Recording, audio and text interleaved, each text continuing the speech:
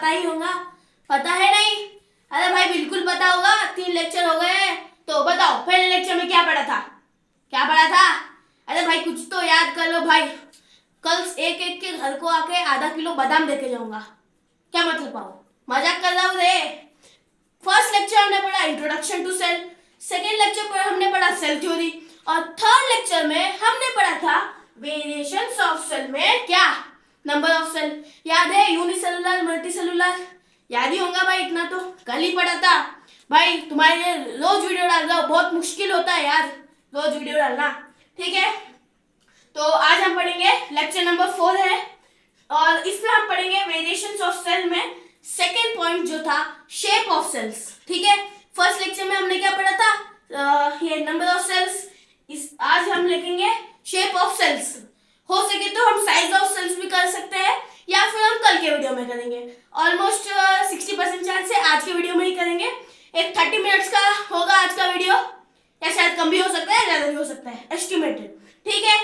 तो shape of sales क्या होते हैं? शेप ऑफ सेल्स, सेल एक प्रकार के नहीं होते, हाँ, एक प्रकार के सेल नहीं होते, बहुत अलग अलग प्रकार को उनके शेप होते हैं, ठीक है? अलग अलग प्रकार के उनके शेप होते हैं। वैसे ही सेल्स के भी अलग अलग प्रकार के शेप होते हैं। क्या हर इंसान सेम होता है? क्या हर इंसान का सेम शेप होता है? नहीं होता। वैसे ही सेल के भी सेम शेप नहीं होते हैं, ठीक है? यहाँ पे मैंने सेल्स के नाम लिखे हैं, और ये ब्लू कलर में मैंने, ब्लू दिख ही रहा है ना भाई, किसको कलर ब्लाइंडनेस तो नहीं है ब्लू ही है, ठीक है? सेकंड में हमने लिखे हैं साइज ऑफ सेल, किस साइज के है वो, और ये सब है, और 6 है, 6 भी नहीं है और आगे भी है, ठीक है? तो बिना कोई देरी के करते हैं हमारा आज का वीडियो शुरू। क्या क्या चलो प्लेन बनाएंगे। गेट सेट गेटी गो, आ गए प्लेन सेल पे आ चुकी है प्लेन। तो बिना किसी देरी के शुरू करते हैं। तो फर्स्ट है हमारा आरबीसी, सुना होगा ना आरबीसी? क्या क्या सुना? आरसीबी सुना? अरे भाई जीत गए आरसीबी। वैसे मैं मुंबई इंडियंस हूँ, मुंबई दुनिया हिला देंगे हम, सॉरी आईपीएल आ गया अभी बहुत दिनों में यार, अभी Indian team Asia cup India के हैं हम, ठीक है? आरसीबी नहीं आरबीसी, सुना होगा भाई, नहीं सुना तो आओ बताता हूँ क्या होता है। तो इसका फुल फॉर्म होता है, इसका फुल फॉर्म मैं यहाँ पे लिख लेता हूँ, red blood cells. Red blood cells, नाम से पता चल रहा है ब्लड के सेल्स है, ठीक है? रेड ब्लड सेल्स आरबीसी, लाल कलर के ब्लड में सेल्स होते हैं, रेड ब्लड सेल्स, ठीक है? इनकी फंक्शन की बात करें तो हम पढ़ेंगे रेस्पिरेशन में, लेकिन थोड़ा थोड़ा बता देता हूँ। जो भी हम श्वास लेते हैं वो हर एक हमारे ऑर्गन, जैसे हार्ट, हम श्वास तो यहाँ ले रहे हैं, यहाँ से लेते हैं, लंग्स तक तो जाते हैं श्वास, लंग्स के आगे कैसे जाते हैं?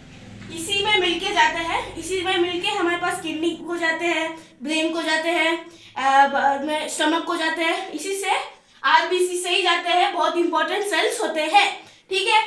इसकी कम, अगर ये कम हो गया, बहुत ज्यादा कम हो गया तो मर गया भाई इसलिए वैसे कम नहीं होता है ये, इसमें हीमोग्लोबिन होता है, इसलिए ये रेड कलर का दिखता है। क्यों होता है? क्यों होता है अरे क्यों रेड कलर का दिखता है? क्योंकि प्रेजेंस ऑफ हीमोग्लोबिन। क्या? हीमोग्लोबिन। हीमोग्लोबिन एक पिगमेंट है, लाल कलर का पिगमेंट है, उसी की वजह से हमारा जो ये आरबीसी है वो लाल कलर के होते हैं, और उसी की वजह से हमारा खून है वो भी लाल कलर का रहता है, ठीक है? आगे, हाँ किसने तो बोला निकाल के दिखाओ खून, सारी भाई माफ कर दो, नहीं निकाल सकता। क्या मतलब तुम्हारे लिए निकाल के दिखाओ? नहीं दिखाऊंगा, जाओ चलो, नहीं दिखाऊंगा यार, ठीक है? हीमोग्लोबिन होता है पिगमेंट, इसकी वजह से आरबीसी ब्लू कलर का रहता है, और इसका शेप कैसा रहता है? बाइकॉन्केव। बाइकॉन्केव इसका शेप है। किसका? आरबीसी का शेप क्या है? बाइकॉन्केव। बाइकॉन्केव मतलब समझो ऐसे सर्कल है, सर्कल बना दो, यहाँ पे बना देता हूं मैं, सर्कल बना दो, लेकिन बाहर से मोटा अंदर से चपटा। यहाँ से इतना, बीच में इतना है, बीच में से चपटा और बाहर से मोटा। ऐसा यहाँ बाहर से इतना रहता है, बीच में जाते वक्त गड्ढा रहता है बीच में। वैसे उसको, वो शेप को हम कहते हैं बाइकॉनकेव। आधा उधा समझ में आ गया होगा, नहीं आया तो भी गूगल में सर्च करो बाइकॉनकेव, समझ में आ जाएगा। ठीक है, फिर बढ़ते हैं हम न्यूट्रोफिल की तरफ। अब न्यूट्रोफिल क्या होता है? डब्ल्यूबीसी नाम सुना है? डब्ल्यूबीसी क्या पढ़ा रहे हो भैया? आरबीसी, डब्ल्यूबीसी क्या क्या है क्या ये? अरे भाई कुछ नहीं है। देखो, हमारा जो खून होता है ना, वो मेनली कितने 3 प्रकार से बना सो रहता है। एक डब्ल्यूबीसी, उससे भी पहले ब्लड कंपोनेंट्स और ब्लड कॉर्पस्कल्स बोल के रहता है, वो अलग की बात है, हम ब्लड कंपोनेंट्स में देखेंगे। डब्ल्यूबीसी, आरबीसी और प्लेटलेट्स वो रहता है। डब्ल्यूबीसी, अरे थोड़ा गलत बोला क्या? नहीं, स्टार्टिंग में देखो स्टार्टिंग में प्लाज्मा ब्लड का कंपोनेंट है, और ब्लड कॉर्पस्कल्स, बीसी लिख रहा हूं मैं, ब्लड कॉर्पस्कल्स से रहता है स्टार्टिंग में। ब्लड प्लाज्मा और ब्लड कॉर्पस्कल्स, प्लाज्मा थोड़ा याद नहीं है भाई, कुछ 60% रहता है पक्का, ब्लड कॉर्पस्कल्स रहता है 40%। फिर और आगे आए, ब्लड कॉर्पस्कल्स में 3 प्रकार के रहता है, आरबीसी, डब्ल्यूबीसी, यहाँ पे मैं लिख रहा हूँ, आपको दिख रहा नहीं होगा, मैं बोल रहा हूँ। ब्लड कॉर्पस्कल्स 3 प्रकार के रहता है, आरबीसी, डब्ल्यूबीसी और प्लेटलेट्स। ठीक है, ब्लड कंपोनेंट्स 3 प्रकार के रहते हैं, आरबीसी, डब्ल्यूबीसी और प्लेटलेट्स। ठीक है भाई, गंदा हो रहा है ना बोर्ड। एक मिनट में 1 सेकंड रुको, डस्टर लेके आता हूँ। यहाँ पे ये भाई, लो डस्टर, हाथ भी दो, टनटना। ठीक है, क्या ये याद करने की जरूरत नहीं है, चुप, जनरल नॉलेज के लिए बोल रहा हूँ। इस चैप्टर से इसका कोई लेना देना नहीं है। ब्लड चैप्टर से इसका लेना देना बहुत ज्यादा है भाई। ब्लड चैप्टर वही है, क्या ब्लड कॉर्पस्कल्स और प्लाज्मा से बना सो होता है ब्लड कॉर्पस्कल्स में 3 प्रकार के, आरबीसी, डब्ल्यूबीसी और ब्लड और प्लेटलेट्स। ठीक है, प्लेटलेट्स क्या होता है? प्लेटलेट्स सुनो भाई, ध्यान से सुनो। कभी आपको चोट लगी होगी, कभी तो लगी होगी, ऐसा थोड़ा सा कट, माइनर कट, पहले खून बनता है, बाद में थोड़ी देर के बाद वो जम जाता है, खून बाहर नहीं आता और पूरी तरह से जम भी नहीं जाता। सब कुछ तो अलग सा रहता है, वो क्या डिस्क्राइब नहीं कर सकते। क्या मतलब, निकालो दिखाओ भाई, जान लोगे क्या? बच्चे ही हूं मैं। ठीक है, कुछ तो अलग ऐसा जमा हो जाना बोलते हैं हम, ब्लड जमा हो जाता है, इंग्लिश में ब्लड क्लॉटिंग हो जाता है। वो किसके वजह से होता है? वो प्लेटलेट्स की वजह से होता है। खून ज्यादा न बहे, इसलिए जहां भी कट आता है थोड़ी देर बाद खून बहना रुक जाता है। किसकी वजह से? प्लेटलेट्स की वजह से। ठीक है, इतना आया ही होगा यार, सिंपल भाषा है। ठीक है, अब आगे देखते हैं neutrophil a type of WBC white, इसका फुल फॉर्म लिख लेता हूँ मैं, ये हीमोग्लोबिन की जरूरत नहीं है अभी। ठीक है, इसका फुल फॉर्म होता है, इसकी भी जरूरत नहीं है, जल्दी। ठीक है, इसका फुल फॉर्म होता है, white blood cells. White blood cells होता है डब्ल्यूबीसी का full form white blood cells होता है। ये व्हाइट कलर के रहते हैं, इतना तो पता ही है, और ब्लड के सेल्स होते हैं। आरबीसी रेड कलर के रहते हैं, क्यों? हीमोग्लोबिन की वजह से, और ब्लड के सेल्स होते हैं। ठीक है, इतना समझ में आ गया। Neutrophil a type of WBC बहुत टाइप के रहते हैं, हमने यहाँ भी रखा है, जैसे इसोनोफिल और मोनोसाइट्स, ये दोनों भी टाइप है डब्ल्यूबीसी के।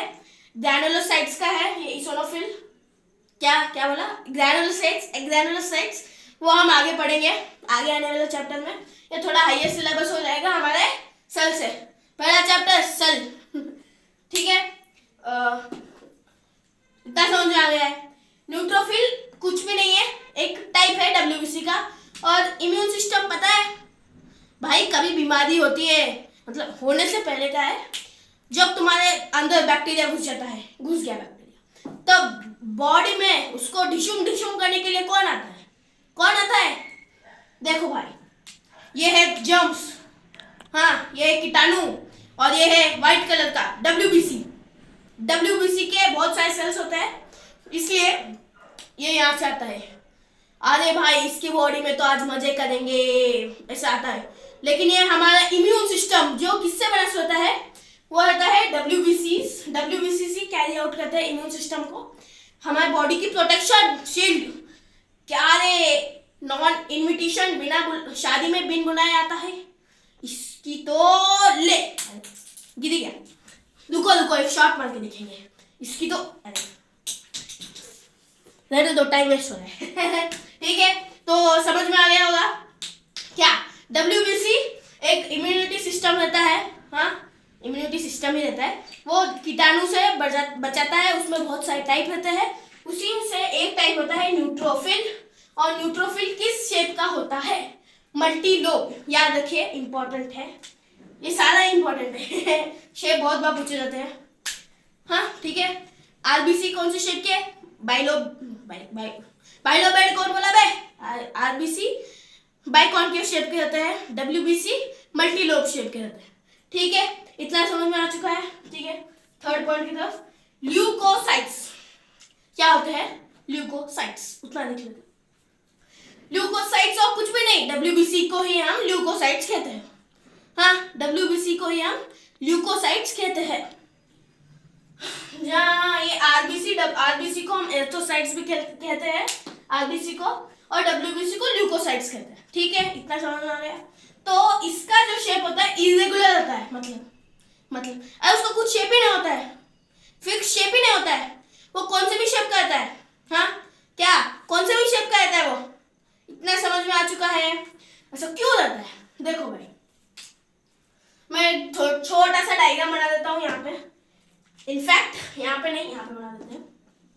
ठीक है, समझ में आ रहा है, बोलो चमका, क्या बोला मैंने, चमका मतलब, अरे भाई दिमाग में गया क्या? ठीक है, दिमाग में गया इतना या ऊपर से गया भाई क्या ही है इसमें, देखो एक और बार कर देता हूँ वैसे रिवाइज। आरबीसी बाइकॉन्केव शेप के होते हैं, इतना देख लो, और न्यूट्रोफिल मल्टी लोब शेप में होते हैं, और ल्यूकोसाइट्स इरेगुलर। कैसे, ये देखो, ये है हमारा ल्यूकोसाइट्स का शेप, ये डब्ल्यूबीसी मस्त एकदम आराम से चिल बैठा है, जैसे डिटेक्ट किया एक कीटाणु आया यहाँ पे, कीटाणु ब्लैक कलर का बना देता हूँ, समझ में आएगा ज्यादा, एक यहाँ पे कीटाणु आया, ओए डब्ल्यूबीसी आ मेरे को देखो चैलेंज करने का है, मेरे को इस बॉडी पे राज करने का है। डब्ल्यूबीसी बोलता है कौन है तू, ऐसा बोलता है, बाद में ऐसे होता है, ये शेप है उसका, अभी सर्कुलर शेप है, बाद में डब्ल्यूबीसी क्या करेगा, उसका शेप थोड़ा बदल जाएगा, कुछ ऐसे बदल जाएगा, ऐसा कुछ शेप होता है, रफ डायग्राम है भाई, उतना नहीं आता मुझको। उसके बाद कीटाणु यहाँ पे पहुंचता है, इसमें कीटाणु को ऐसा घेर लेता है कीटाणु को, बाद में कीटाणु को अब्जॉर्ब, ऐसा कीटाणु को चारों तरफ से घेर लेता है, बाद में यहाँ पे बीच में डाल देता है, बीच में लाकर चारों तरफ से फोड़ देता है कीटाणु, डिशुम, बाद में कीटाणु हो जाता है मुक्त, वापस से रेस्ट में आता है। तो समझ गए, ये समझ लो, हाँ ये समझ लो, ये इंपॉर्टेंट है इतना, ये बस डब्ल्यूबीसी नहीं, अमोइबा बोल के एक यूनिसेलुलर ऑर्गेनिज्म, यूनिसेलुलर क्या, अरे किसने बोला यूनिसेलुलर क्या होता है, फर्स्ट बार आ रहे हो चैनल पे, सब्सक्राइब कर, ये बोलने नहीं था मैं भाई, मल्टीसेलुलर और यूनिसेलुलर क्या होता है, पिछले लेक्चर में मैंने अच्छे से समझाया, 15 मिनट का वीडियो है, मस्त देखो, मजा आ जाएगा। क्या मतलब बोरिंग है, अरे भाई बोरिंग उसको ही लगता है जिसको पढ़ाई में इंटरेस्ट नहीं है, लो बोल दिया मैंने, क्या कर लोगे, बोरिंग उसको ही लगता है जिसको पढ़ाई में इंटरेस्ट नहीं है। ठीक है, बैक टू टॉपिक गाइस, तो ये इंपॉर्टेंट है, ये अमोइबा यूनिसेलुलर का हमने देखा था, वो भी इसी तरह से फूड को लेता है, ये इसके वहां पे ये फूड पार्टिकल्स है ब्लैक कलर के, उस तरह से फूड को अंदर भी लेता है बाहर भी छोड़ता है ऐसे। और इसको हम सूडोपोडिया कहते हैं। उसमें फॉल्स फीट पढ़ोगे, हम आगे पढ़ेंगे बाद में। उसके आजू बाजू एक वैक्यूल लेयर आ जाती है, फूड वैक्यूल, बाद में वैसे ही बाहर आ जाता है। इनका शेप इरेगुलर रहता है, मतलब हम इसको रहने देते हैं, मतलब हमेशा चेंज होते रहता है डिपेंडिंग अपॉन बैक्टीरिया, चेंज होते रहता है, उसका शेप कुछ फिक्स नहीं होता है। इतना समझ में आया? ठीक है, अब आगे बढ़ते हैं। इसोनोफिल्स। भाई आजकल तबीयत थोड़ी ज्यादा ही खराब हो रही है। इसोनोफिल्स, पसीना भी बहुत आ रहा है। तो आगे बढ़ते हैं भाई। तो इसोनोफिल्स नहीं देखा हमने, ल्यूकोसाइट्स देखा, यहाँ तक समझ में आया ही होगा। तो इसोनोफिल्स भी एक डब्ल्यूबीसी की प्रकार है। जैसे न्यूट्रोफिल थी वैसे ही इसोनोफिल्स भी, सेम नहीं है भाई, सेम नहीं है, अलग है लेकिन सेम प्रकार के हैं। मतलब डब्ल्यूबीसी का ये भी टाइप था और ये भी डब्ल्यूबीसी का टाइप है, और मोनोसाइट्स भी डब्ल्यूबीसी के ही टाइप है। ठीक है, इसोनोफिल्स बाइलोबेड शेप के रहता है। कौन सी शेप? बाइलोबेड, हाँ बाइलोबेड शेप, ठीक है, बाइलोबेड।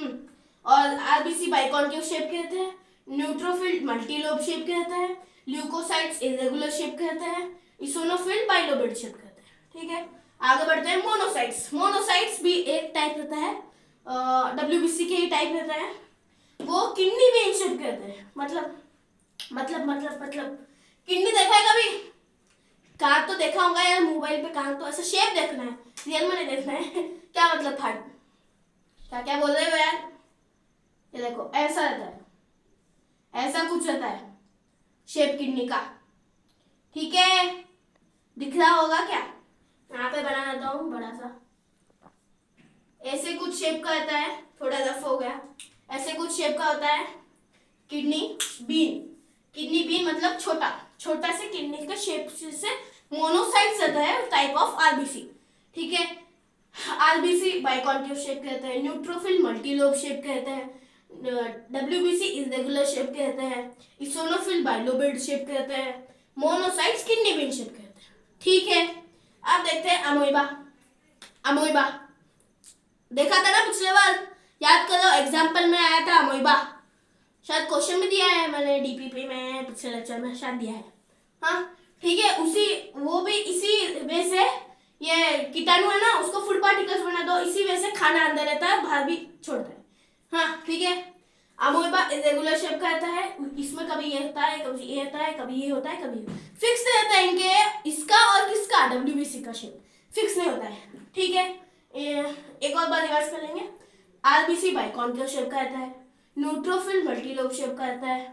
ल्यूकोसाइट्स इरेगुलर शेप का रहता है। इसोनोफिल बाइलोबेड शेप का रहता है।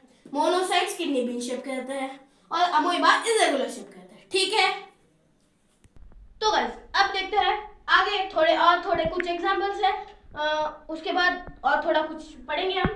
ठीक है, मसल सेल्स दिखाओ, मसल सेल्स। या हाँ, बॉडी शादी नहीं है। अरे मैं क्या रोने वाला हूँ? चलो। ये मसल सेल्स, क्या मतलब मसल्स? किन को लगता है मसल्स बस यहाँ होते हैं? अरे भाई मसल्स पूरे बॉडी में फैले होते हैं। पैर के मसल्स होते हैं, मुंह के मसल्स होते हैं, पेट के मसल्स होते हैं, सारे बॉडी के मसल्स अलग अलग होते हैं। ठीक है, उसी मसल सेल्स का शेप क्या होता है? मसल सेल का शेप होता है स्पिंडल शेप। कौन सा शेप? Spindle shape. कैसा होता है? ये काइट जैसा। डायमंड तो नहीं कह सकते, लेकिन ऐसा कुछ शेप होता है। इसका न्यूक्लियस यहाँ होता है बीच में। न्यूक्लियस, अरे भाई न्यूक्लियस समझाऊंगा यार। ब्रेन ऑफ द सेल, थोड़ा कुछ याद होगा, ध्यान से देखे तो याद रहता भाई। हाँ नहीं तो nucleus brain of the cell होता है। आगे पढ़ेंगे एकदम डिटेल में। ठीक है, अब हम देखते हैं शेप ऑफ बैक्टीरिया, कीटाणु हमारा कीटाणु। ठीक है, शेप ऑफ सब बैक्टीरिया है वो देखते हैं। ठीक है, कॉकस एक टाइप है बैक्टीरिया का। उसका शेप स्फेरिकल होता है, एकदम गोल होता है। इसके बारे में कुछ बोलना था मुझको, extra knowledge, general knowledge general knowledge है इसके बारे में। कॉकस 3 प्रकार के होते हैं, डाइप्लोकॉकस, स्ट्रेप्टोकॉकस, स्टेफाइलोकॉकस। डाइप्लोकॉकस ऐसे मिलते हैं, ऐसा 2 रहते हैं डाइप्लोकॉकस में। स्ट्रेप्टोकॉकस ऐसा चेन रहता है उसका, ये अलग है। स्टेप्लोकॉकस का ऐसा चेन रहता है, डाइप्लोकॉकस ऐसा रहता है, और स्टेफाइलोकॉकस पूरा ग्रुप रहता है। यहाँ पे बनाता हूँ, ऐसा पूरा ग्रुप रहता है स्टेफाइलोकॉकस। तो बोलो इनमें से सबसे ज्यादा खतरनाक कौन सा होगा, कौन सा बैक्टीरिया सबसे ज्यादा खतरनाक है? तो इसका आंसर है ये स्ट्रेप्टोकॉकस। क्यों पता है? एक डिजीज होगी, पता होगा, ऑलमोस्ट सबको पता होगा, asthma. Asthma asthma asthma asthma, ठीक है, वो यही कॉज करता है, यही बैक्टीरिया का टाइप है स्ट्रेप्टोकॉकस। हाँ स्ट्रेप्टोकॉकस, ठीक है, स्ट्रेप्टोकॉकस कॉज सकता है अनीमिया, कुछ तो नाम था उसका पूरा नाम, याद नहीं आ रहा, ठीक है, एक सेकंड थोड़ा। तो बैक एक और बार क्या कंटिन्यू, हाँ ठीक है। मसल सेल्स का हो गया था, कॉकस चल रहा था। कॉकस से 3 प्रकार के होते हैं, डाइप्लोकॉकस, स्ट्रेप्टोकॉकस और क्या स्टेफाइलोकॉकस। मैंने अस्थमा बोला था क्या? सॉरी थोड़ा कट करो। निमोनिया है वो, क्या है? निमोनिया, ये भी सुना होगा निमोनिया डिजीज, ठीक है। अस्थमा के 3 प्रकार के हैं, डाइप्लोकॉकस, स्ट्रेप्टोकॉकस, स्टेफाइलोकॉकस। तो स्ट्रेप्टोकॉकस निमोनिया कॉज करता है, और स्टेफाइलोकॉकस पे लंग्स पे अटैक करता है। टेंशन मत लो, सारे डेंजर ही है ठीक है। निमोनिया होता है स्ट्रेप्टोकॉकस निमोनिया, वो एक बैक्टीरिया का नाम है स्ट्रेप्टोकॉकस निमोनिया, ठीक है। कॉकस का हो गया, ऐसा शेप रहता है गोल मटोल, ठीक है। अब विब्रियो देखते हैं। विब्रियो कोमा शेप कहते हैं, उसका ये शेप नहीं है भाई, ये शेप नहीं है, ये शेप है विब्रियो का, चांद का टुकड़ा जैसा है, मतलब चांद जैसा है थोड़ा कुछ, ये दिख रहा है सबको, यहाँ पे दिख रहा होगा विब्रियो। और ये भी एक मतलब ये बैक्टीरिया का नाम नहीं है, लेकिन ये टाइप्स है बैक्टीरिया के। कॉकस एक टाइप रहता है, विब्रियो एक टाइप रहता है, बैसिलस एक टाइप रहता है, स्पिरिलियम एक टाइप रहता है, ठीक है। विब्रियो एक टाइप है। विब्रियो टाइप में कोलेरा सुना होगा क्या? कोलेरा सुना होगा भाई बहुत जनों ने। विब्रियो का एक टाइप विब्रियो कोलेरे, विब्रियो कोलेरे, उसका शेप ऐसा रहता है और वो विब्रियो ग्रुप को बिलोंग करता है, ठीक है। विब्रियो कोलेरे जो डिजीज है, डिजीज फॉर्म करता है कोलेरा, ठीक है। अब देखते हैं बैसिलस। बैसिलस ऐसे रॉड शेप का रहता है, रॉड शेप कहते हैं bacillus bacteria. Caucus shape spherical shape, caucus spherical shape कहते हैं। विब्रियो कॉमा शेप के रहते हैं, बैसिलस रॉड शेप के रहते हैं, ठीक है। और यहाँ पे फार्मर, मेरे सब्सक्राइबर थोड़े फार्मर होंगे, अच्छा बोल रहा हूँ कितने मिलियन सब्सक्राइबर है? 170 है, ठीक है। फार्मर होंगे ऑडियंस में से, तो फार्मर में एक ये जो बीमारी है ना, एक बीमारी होती है इससे, बैसिलस एंथ्रासी। मतलब कभी तो ऐसे बफेलोज को ऐसे पैर जगह पे ऐसे नोज पूरे बाहर आ जाते हैं, बीमारी होती है, ठीक है। वो इसी बैक्टीरिया की वजह से, इसी बैक्टीरिया का टाइप की वजह से होती है, बैसिलस एंथ्रासी। एंथ्रैक्स कॉज करता है उस डिजीज को, हम कहते हैं एंथ्रैक्स, ठीक है। Rod shape bacteria. Spirillum spiral shape का रहता है, और उसका शेप कुछ ऐसा रहता है, मैं नागी नन्ना ठीक है, ऐसा कुछ शेप रहता है इसका स्पिरिलियम का। कॉकस का स्पेरिकल रहता है, विब्रियो का कॉमा रहता है, बैसिलस का रॉड शेप रहता है, स्पिरिलियम का स्पाइरल शेप रहता है कुछ ऐसे तरह से, और मसल सेल्स का स्पिंडल शेप रहता है, ठीक है। तो अब आगे हम देखेंगे life span of certain cells. उससे पहले एक टॉपिक है, उससे पहले एक पॉइंट है, टॉपिक नहीं कह सकते। Every cell can grow and divide, थोड़ा गैप, डिवाइड थ्रू, भाई भाई भाई भाई भाई स्पेलिंग मिस्टेक हो गई, हाँ, throughout the life except nerve cell. यहाँ पे आपको थोड़ा कंफ्यूजन होगा, एक वर्ड है क्या? नहीं भाई, एक वर्ड नहीं है। फिर बोलेंगे सर ऐसा कौन सा, सर नहीं, प्लीज सर मत बोलो भाई, छोटा हूं मैं बहुत क्या मतलब एज बताओ? नहीं बताऊंगा, मैं नहीं बताऊंगा, 13 साल का, ठीक है, ठीक है। Every cell can grow and divide throughout the life except nerve cell. ठीक है, every cell can grow and divide except nerve cell. कभी बोला है क्या किसी बड़े बड़े आदमी ने, बड़े बुजुर्ग, क्या बोलते थे यार, बड़े आदमी ने कह के गए हैं कि कहाँ भी मार खा लो लेकिन सर पे मत मार खाना. हाँ हाँ, कह के बोलते हैं ना, कहीं सुना है?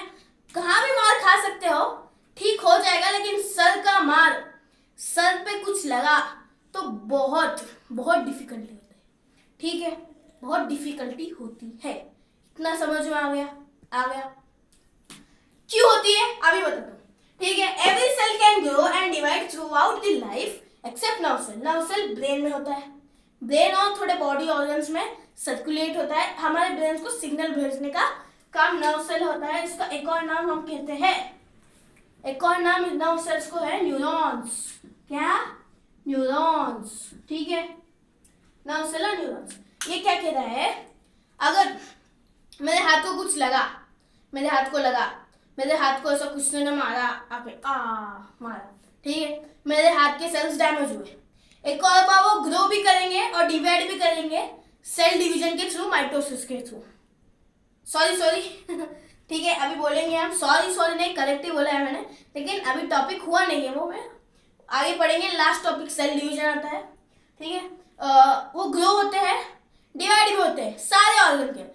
इवन लिवर तो अगर आप आधा नहीं, थोड़ा काट भी दोगे ना, रीजनरेट भी हो जाएगा लिवर. तो ऐसा खा भी यहाँ पे होता है, देखो लिवर, याद है लिवर. ऐसे डिटॉक्सिफाइंग, अगर जहर मतलब दवाई खाते हो ना, कभी नोटिस किया है दवाई खाने वालों का और अल्कोहल और दवाई खाने, ज्यादा बीमार रहने वाले को पेट, मतलब ये साइड थोड़ा बड़ा रहता है. क्यों? अल्कोहल में थोड़े टॉक्सिक सब्सटेंस रहते हैं, थोड़े जहरीले सब्सटेंस रहते हैं.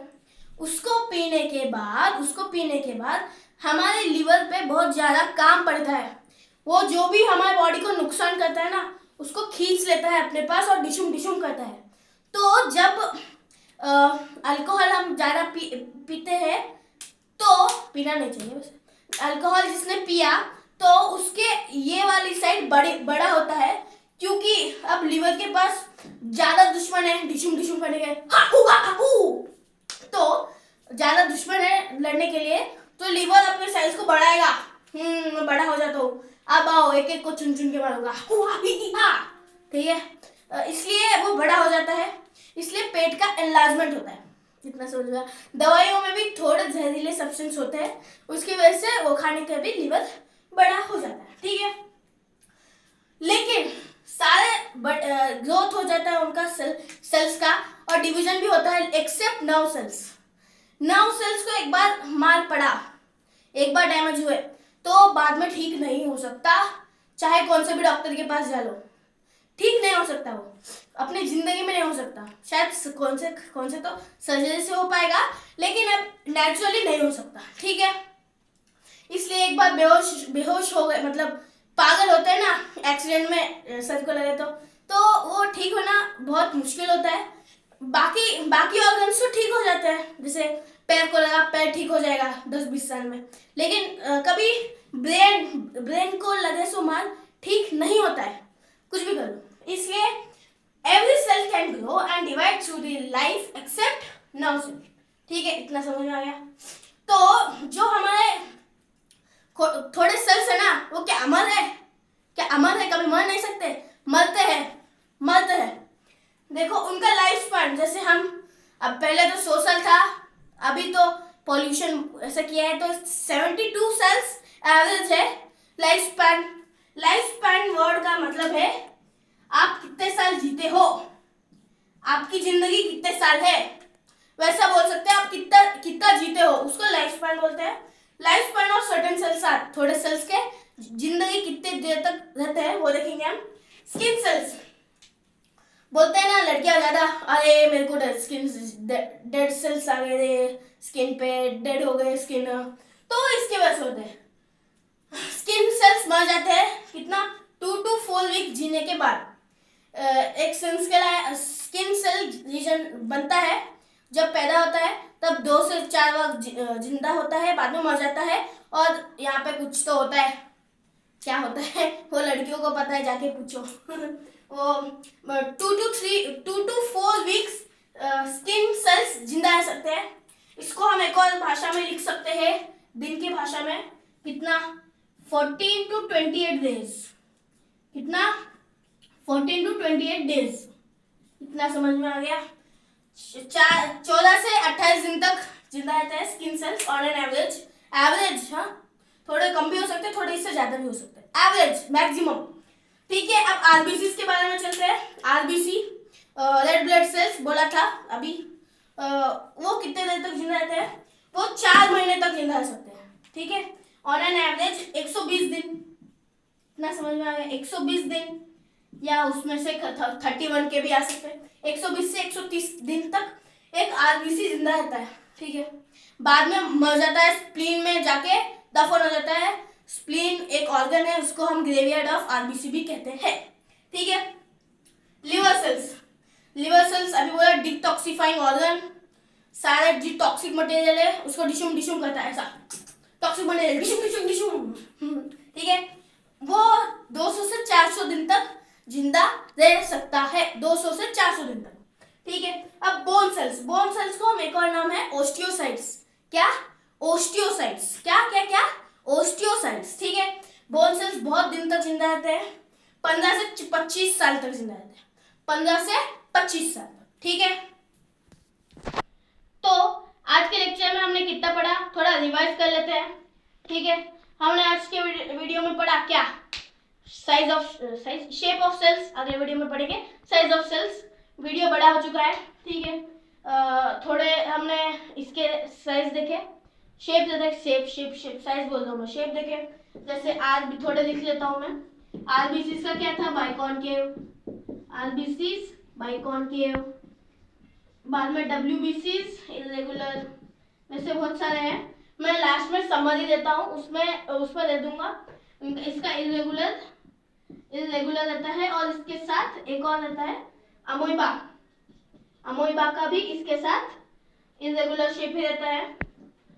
और हमने कुछ 8 इसके एग्जांपल देखे और 4 इसके एग्जांपल रहते हैं। कॉकस विब्रियो, रॉड और स्पिरिलियम देखे। ठीक है, इतना रिवीजन हो गया। ये लिखने की जरूरत नहीं है, मैं आपको लास्ट में दे दूंगा। लास्ट में आपको रिकैप में लास्ट में समरी देता हूँ मैं, इस वीडियो में मिल जाएगा लास्ट में। बाद में हमने कुछ लाइफ स्पैन देखे, नर्व सेल रिजनरेट नहीं होता है डैमेज लगने पे भी, वो देखा हमने। लाइफ स्पैन क्या देखा? लाइफ स्पैन में क्या पढ़ा हमने? बोन सेल कितने दिन तक रहता है, या ऑस्टियोसाइट्स 15 से 25 साल तक रहता है। हाँ, और आरबीसीज 4 मंथ तक, 4 मंथ तक, और 4 मंथ तक आरबीसी रहते हैं। बाद में स्किन सेल्स कितने तक? 2 से 4 वीक तक, 2 से 4 वीक तक स्किन सेल्स रहते हैं।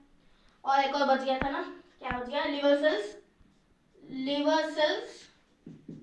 200 से 400 दिन तक रह सकते हैं, 200 से 400 दिन। एक और आई लैशेस बोल के, वो भी हम वो भी तो कुछ 2 से 4 महीने तक कुछ रह सकता है हमारे आंखों के। आई लैशेस, वही समझ में आ गया ना? आई लैशेस समझ में आता है। ठीक है, फिर आज के लेक्चर में इतना ही। मैं डीपीपी दूंगा अभी इसके बाद डीपीपी आएगी। डीपीपी को पॉज करके स्क्रीनशॉट लेके उसको सॉल्व करिए और कमेंट्स में आंसर दीजिए। कमेंट्स शायद ऑफ हो रहे हैं ना, कमेंट्स ऑफ हो रहे हैं, उसके लिए खेद है। अब पता नहीं यूट्यूब क्या कर रहा है, मैं कमेंट्स ऑन रख रहा हूँ तभी भी ऑफ ही हो रहा है हर वीडियो। ठीक है, कम्युनिटी पोस्ट पे डालूंगा, वो देंगे, फिर देखेंगे। फिर समरी आएगा, पिछले डीपीपी के आंसर की आएगी, अब थोड़ी देर बाद ही आएगी। तो लिखते हैं thank you for watching guys. Last तक बने रहने के लिए शुक्रिया, तहे दिल से शुक्रिया। Thank you. रोज की तरह बढ़ाएंगे स्माइली। इस बार कुछ अलग करते हैं। लो बाल भी बना दिए। 3 स्माइली बना देंगे। ये स्माइली है क्या? ठीक है, इतना समझ में आ गया। 4th लेक्चर भी हमारा कंप्लीट हो चुका है। हुर्रे, बल्ले बल्ले, शाबाश शाबाश। ठीक है, 5th लेक्चर में हम साइज ऑफ सेल्स पढ़ेंगे। 6th लेक्चर हमारा टाइप्स ऑफ सॉल्यूशन पे आएगा, और उसके बाद सेल ऑर्डिनल, उसके बाद सेल डिवीजन, उसके बाद खत्म चैप्टर। नया चैप्टर बोल देंगे, बोल दीजिए कौन सा करने का है। ठीक है, आज के वीडियो में बस इतना ही। धन्यवाद आप सबका यहाँ तक बने रहने के लिए। धन्यवाद, तो दिल से धन्यवाद। आजकल हिंदी ज़्यादा सीख ली, गर्व है मुझ पे अपनी मातृभाषा की। ठीक है, बाय गाइज, थैंक यू। एक और बार last time thank you, bye. तो हेलो गाइज, अब हम देखेंगे कुछ shapes of some cells through images. यहाँ पे इमेजेस आएंगे और आपको आइडिया लग जाएगा। तो पहला है आरबीसी बाइकॉनकेव शेप, कुछ ऐसा दिखता है।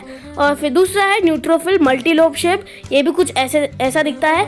बाद में तीसरा है मोनोसाइट्स किडनी बीन शेप, ये कुछ ऐसा दिखता है। बाद में इसोनोफिल बाइलोबेड शेप, ये भी कुछ ऐसा दिखता है। फिर अमोइबा के शेप इरेगुलर होते हैं, इतने सारे शेप है। फिर गाइज ये आज के लेक्चर की डीपीपी, इसे अटेंड करिए। आज मैंने 15 क्वेश्चन दिए हैं, कमेंट्स में आंसर डालना मत भूलिएगा। फिर आज ये समरी है, इसे रिवाइज करिए एक और बार, 2 पेज की समरी है। फिर ये गाइज पिछले लेक्चर के डीपीपी के आंसर्स है, इसे चेक करिए। तो गाइज आज के लिए बस इतना ही, थैंक यू।